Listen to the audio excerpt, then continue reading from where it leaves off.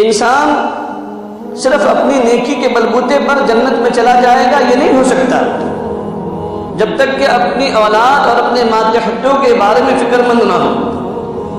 اپنے ماتحتوں کے بارے میں فکر مند ہونا ضروری ہے۔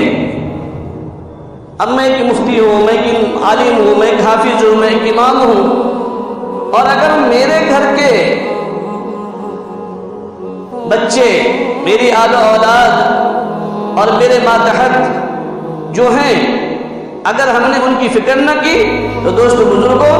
ہم اپنی نیکی کے بلبوتے جنت میں نہیں جا سکتے، اس لیے کہ اللہ تبارک و تعالیٰ کے یہاں مواخذہ ہے۔ کیوں؟ اللہ کے نبی نے فرمایا الا کلکم راع وکلکم مسئول عن رعیتہ، کہ ہر ایک انسان نگہبان ہے، راعی ہے اور نگہبان ہے، اور اس سے اس کی رعیت کے بارے میں سوال ہوگا، مواخذہ ہوگا۔ اس لیے کوئی انسان صرف اپنی فکر کر لے کہ نہیں میں تو صفی اولیٰ کا پابند ہوں، میں جماعت کا پابند ہوں، اور میں اوراد و وظائف کا پابند ہوں، میں تلاوت قرآن کرتا ہوں، میں زکوٰۃ ادا کرتا ہوں، میں حج کرتا ہوں، میں فلاں کی سب کرتا ہوں، لیکن اپنی نیکی کے ساتھ میں، اپنے اعمال کے ساتھ میں اگر اپنے ماتحتوں کی فکر نہ کی، اپنے آل و اولاد کی فکر نہ کی دوست بزرگوں، تو یہی اولاد ہمیں بھی جہنم میں جانے کا ذریعہ بن جائے گی۔ اس لیے کہ حکم ہے، آج اکثر و بیشتر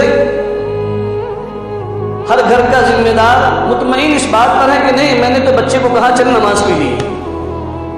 اب اگر وہ نہیں آیا تو باپ سمجھتا ہے، باپ کہتا ہے کہ نہیں میں نے کہا تو تھا، اب وہ نہیں آیا تو میں کیا کروں؟ نہیں، اتنے پر بس نہیں ہے دوستو، شریعت نے اس لیے حکم دیا ہے 7 سال کی عمر ہو جائے تو اس کو نماز کے لیے کیا کرو؟ ترغیب دو، لے جاؤ، 10 سال کی عمر کے بعد میں مارو، تھپڑ لگاؤ۔ اگر وہ وقت سے پہلے یا وقت پر گھر میں نہیں آتا، ایک باپ کی ذمہ داری ہے اس اولاد کی نگرانی کی اور اس اولاد کو فکر مند کرنے کی، اور اتنی فکر کرنے کی ضرورت ہے جتنی کہ ہم اپنے اولادوں کی دنیاوی آگ سے فکر کرتے ہیں۔ علماء نے فرمایا کیسی فکر کرنی چاہیے؟ مثال کے طور پر سامنے آگ جل رہی ہے اور معلوم ہے کہ کہیں ایسا نہ ہو میرا بچہ وہاں جا کر کے گر جائے گا، تو صرف ماں باپ اس پر مطمئن نہیں ہوتے کہ بیٹے دیکھ وہاں آگ جل رہی مت جانا، اتنا کہہ کر بس نہیں کرتے، بلکہ جب دیکھتے ہیں کہ بچہ چل پڑا ہے تو ماں باپ اٹھتے ہیں اور اٹھ کر کے اس کو اپنی گودوں میں اٹھاتے ہیں اور اس کو وہاں سے واپس لاتے ہیں کہ کہیں ایسا نہ ہو میرا یہ لخت جگر، میرا یہ فرزند، میرا یہ بیٹا، میری یہ بیٹی کہیں ایسا نہ ہو کہ اس آگ میں گر جائے اور اس کی موت کا سبب بن جائے۔ تو جس طریقے سے ہم اپنی اولاد کی دنیاوی آگ میں گرنے سے فکر کرتے ہیں دوست بزرگوں، ایسی ہم اپنی اولادوں کی، اپنی بیوی کی، اپنے بچوں کی، اپنے ماتحتوں کی فکر کرنے کی، اخروی آگ سے بچانے کی فکر کرنے کی ہم سب کی ضرورت ہے اور ذمہ داری ہے۔ ہم اس سے بری نہیں ہو جائیں گے کہ نہیں ہم نے تو کہا تھا، ہم نے تو سمجھایا تھا، نہیں،